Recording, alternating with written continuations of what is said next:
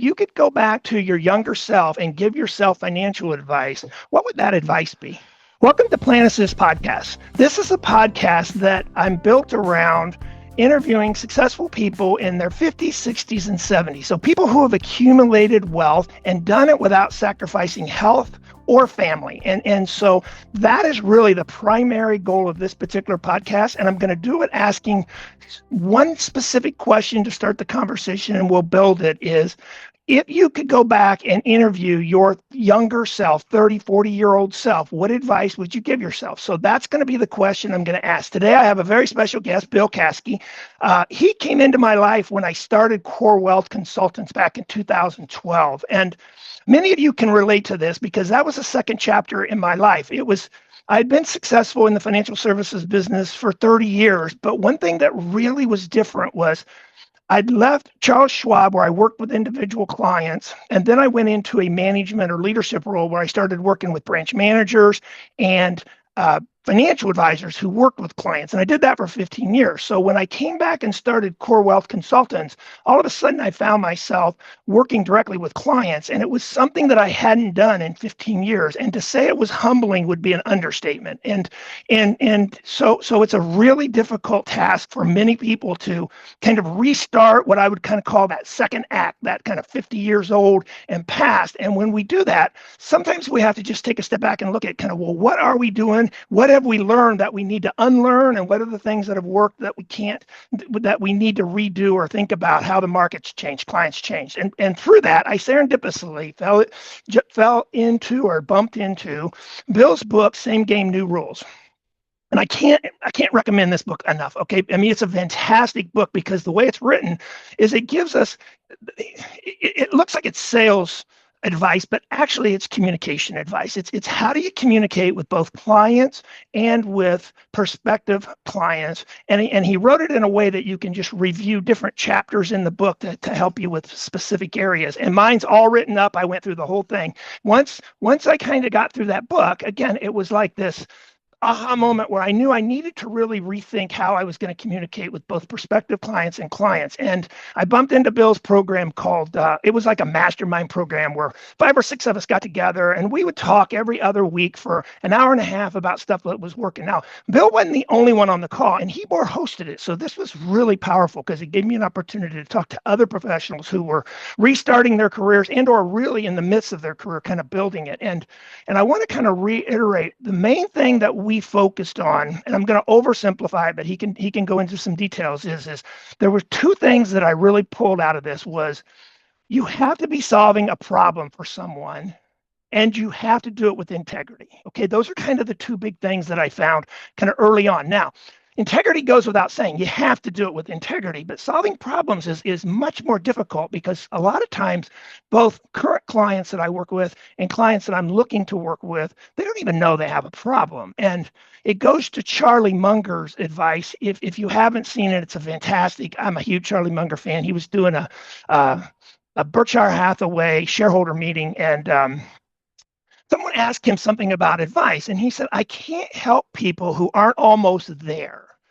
So his point is you can't just start giving people advice if they haven't already kind of done the research and feel like they're there. That's why those of you listening to this, if you think about some of the best advice you've given, sometimes you can't connect who gave it to you.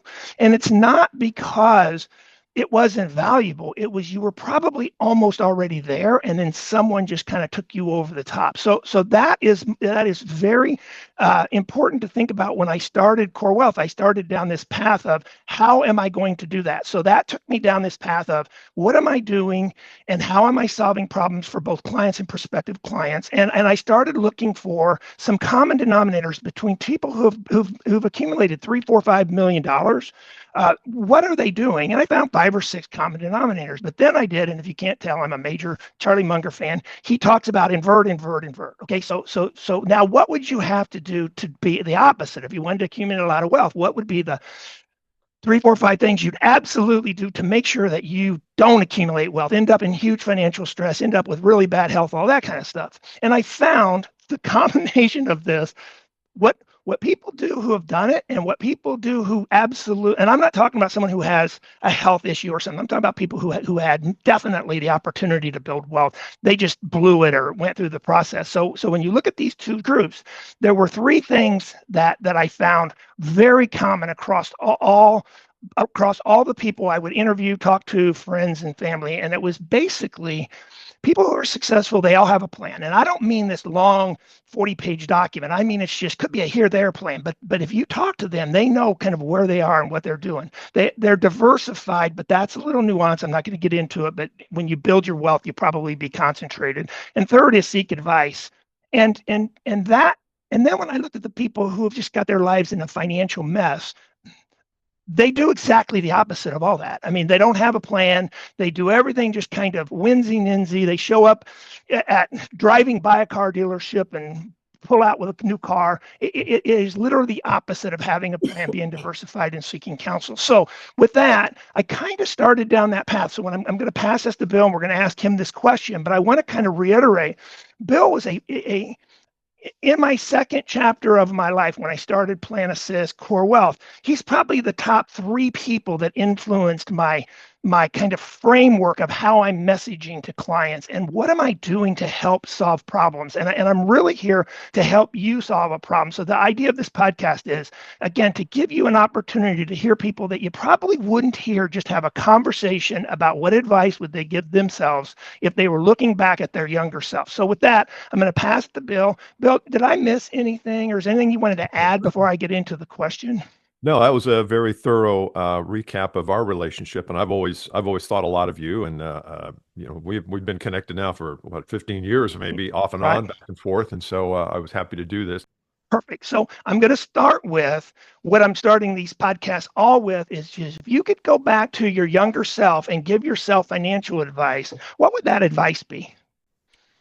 Well, you just said it, and I'm going to take this in two different. I'm going to take it what I did that I think was right and what I didn't do that I think I missed, because they're both. And one thing that I did, I always like to start with the positive. One thing that we did when I first got married, second time, current marriage too, is we had a plan. We went to a financial planner, a guy named Mark Cade, and he was with Merrill Lynch, and then he left and he went with a firm where their focus was on planning, not just jockeying stocks. And it was really helpful because we sat down, I can remember in the office, and he said, okay, based on what I see, and they had a whole computer printout. It wasn't done as much then 30 years ago as it is today. I think the plan is probably, well, although like you said, you see a lot of people that don't do it, but we finished the plan. He goes, okay, basically you're going to need $2.5 million by the time you're 62, and that'll help you have enough to retire. And I remember at the time, I didn't have anything close to that. I mean, I was like, are you kidding me? How in the world are we going to get to that? I mean, but once you start to look at it, and we came up with a plan of how much per month, and basically it was graduated over time because he knew income would go up, and it was like start at $200 a month, and I'm like, well, I can do that. And sure enough, after 30 years, and I'm still friends with Mark, although he's not my planner, we made it. And I look back and say there was no one big thing. It's not like we inherited $2.4 million or whatever. But the plan is so important. And the second thing that I think we don't do sometimes is really think big.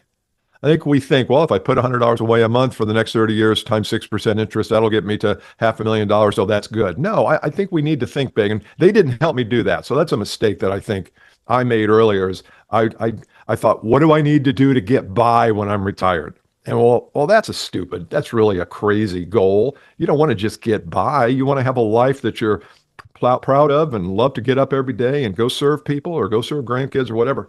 So that's probably a mistake I made. I just didn't think big enough. I think the point you just made, one of the things that I constantly will tell people, kind of my philosophy is built on it. People think of financial success as an event, and it's not an event. It's the accumulation of all your decisions that you've made over the course of decades. And it kind of hits right on what you just said. And one of the things that people don't realize is one individual financial decision, it isn't that impactful. That's absolutely true. But if you pile them on over the course of a decade, it can make the difference between millions of dollars in net worth. It's incredible how much difference. Yeah. Yeah. I was thinking about this, knowing we were going to have this discussion today. I worked out, and on my way back, I was thinking, that's when I do my best thinking after a good workout with a triple latte, is why don't we have wealth mentors when we're in our 20s? Not financial planners, although that may be, in your case, I think you're a unique character in that that's what you do. You help people create wealth. But a lot of financial planners don't do that, and stock jockeys definitely don't either. But why wouldn't we have a wealth mentor where I go out at 25 years old, I find somebody who's either retired wealthy, built businesses. They don't have to be like a billionaire, but they're successful and they've got and have them mentor me because if I go to a Merrill Lynch guy to get that mentoring, their answer is always going to be, well, jockey more stocks Yeah. or take more risk in the marketplace. And that's not what I'm talking about. I'm talking about a wealth mentor who guides you and says, look, you've got a lot of talent. You're not using it. And I'm talking about a mentor who looks you straight in the face and tells you the freaking truth, which is very rare today. And I know that I do that as a coach because I coach sales professionals. And I can't tell you how many times, and you've probably said it, and maybe you said a little bit here, that I needed that shaking awake. I needed somebody to say, that's not the way you do this. Why are you doing it this way? You sound crazy. People need that. People, they live for that, but they don't get it in their life because everybody's trying to make people feel comfortable. So what if we had a wealth coach? And I think, gosh, if I was 25 years old and had somebody that I met with once a month and said, look, here's how you create wealth, I probably could have gotten that done a whole lot, quicker and probably had it a whole lot more. And I just don't think and that goes to your point 3, seek advice. So I got the plan, which I talked about, and then you have point 3, seek advice. The only thing I don't know about is diversification, but that's your deal. Yeah, well, the seek advice is the hardest. I mean, when I put together PlantAssist, what I found was the have a plan and the be diversified. If you sat down with 100 financial advisors, 98 of them are going to be the same. It is pretty much a cookie cutter process. The seek advice part is much harder. And I'll get into conversation with people and they'll say, you shouldn't use the word seek advice. I've said, that's fine. Don't use the word seek advice. Use the word get input. Use the word be curious. But people who have developed, you seek advice. You seek advice. Don't listen to these people who are trying to change your words. It's like when I heard it, I thought that fits perfectly. That's what we should be doing is seeking advice. Go ahead. Sorry. Well, but what happens is people, that's the hardest one because our egos get involved. It becomes this, if you're a successful 40-year-old person who's accumulated $1 million, think about the profile of this individual. You're really good. I mean, you're in the top 1% of your profession. Getting input from someone else is not something you do naturally. It is a very difficult process. It's why people they'll go way out of their way to get input. Again, it goes to, remember, 50% of people don't even have a basic will, for God's sakes. And why is that? Because they just don't want to get input and go through the emotional discussion that they have to do. Yeah, I think part of that too has to do with money. Like people are very, it's weird how, and we're all guilty of this. We'll spend a lot of money on something that doesn't matter and no money on something that matters. It's right. just a way of life. And so when you talk about a will, okay, let's say a will costs, I don't know, $1,000, $2,000. People are like, oh, I'm not going to take that's a lot of money. And yet the pain of not having a will for the people that succeed you is big. It's a lot bigger than $1,000. I was, and we don't realize this. Last night I was playing with my grandson. He was in the pool. He's 8 years old. Evan. He's a stud. He's just a great kid, and he's a pretty smart guy. And I was throwing him the balls. He was coming off the diving board. And he said, "Papa, if I catch this, will you give me $25?" And I said, "No, but I'll leave you an extra 1,000 in the well." And he goes, "What does that mean?" I said, "I'll carve out an extra 1,000. If you catch this, I'll leave you $1,000 in the well." And he said, "I want my $25 now." And I said, "Okay. I'll give you your $25, but here's the deal. I'm going to cut you out of the will now." And I was joking with him, and all the parents were like, "Don't say that to him." I'm like, "He can handle it." And he said, "Well," and he looked at my brother-in-law and goes, "Is that a good bet?" Brother-in-law's like, "No, don't give up $25 to get cut out of the will." He goes, "No, I'm not going to do it." And I thought he sought advice. He Right. wasn't quite sure what I was saying, and he didn't understand all the will thing. And for an 8-year-old, $25 is a lot of money right now. But he sought advice, and I thought, it was so funny. The parents are all giving me static for going through this process, but sometimes you got to delay gratification, That's right. No, that's right. People, again, I've been really fortunate because I've worked with a bunch of people who have a lot of money, and I'm telling you, the seek advice is something people that that have a lot of money do very, very naturally. I mean, Yeah. like Yeah. ridiculously naturally. And people who have kind of built themselves, you and I as a good example, it was something we had to learn because we started with nothing. So seeking advice was not something we did naturally. If you grew up with wealth, it's something you do naturally. Yeah. Yeah. Interesting enough. It's that natural. Yeah, it is interesting. In fact, that's probably a good thing for you to put into some of your programs is what, the wealth secret of advice. And seeking advice is not something that should damage your ego. It's going to help your net worth. And to be curious, I just joined a $500 6-month training program on AI.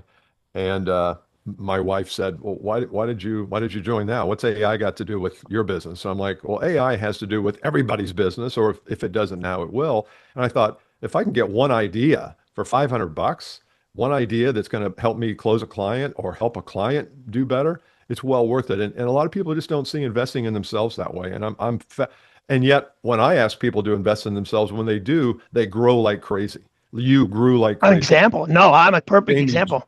all my people in all of my programs, when they're investing in themselves, grow like crazy. When the company is investing in them and they're not, all they're investing is time, they grow a little bit, but not like crazy. No, when I joined that mastermind program with you, it wasn't. And I know we've had a conversation about this. It was kind of this frustrating of Tim, go get something, go do it. But interesting enough, it just took me time to put my thoughts together of what is it I'm actually doing and how am I doing it, because I'd spent 25 years of my life really more in a leadership management strategy role, not working with people. And so it did take me a little bit of time to kind of slow down and really talk to people like what it is that's important. Because when you think of the problem, and this I'm not trying to make this politics, but it's the perfect example of what I would call seeking counsel and kind of what my aha. So when I kind of put together PlantAssist and had the 3 sections to it, the have a plan B, diversified, seek counsel. I was watching Ivanka Trump was being interviewed by Lex. It was Lex Friedman, Lex. Okay, so it was one of those long, hour and a half long podcasts. So it was interesting. But so I'm watching it and working out and all that stuff. It's kind of and Ivanka's going through. She's out of the politics whole section. So he was just going through, kind of talking about her, what was her ups and downs and challenges and some of that stuff. And he got to, what is it you've learned from your dad? And she didn't pause, Bill. She looks at him and she goes, be curious.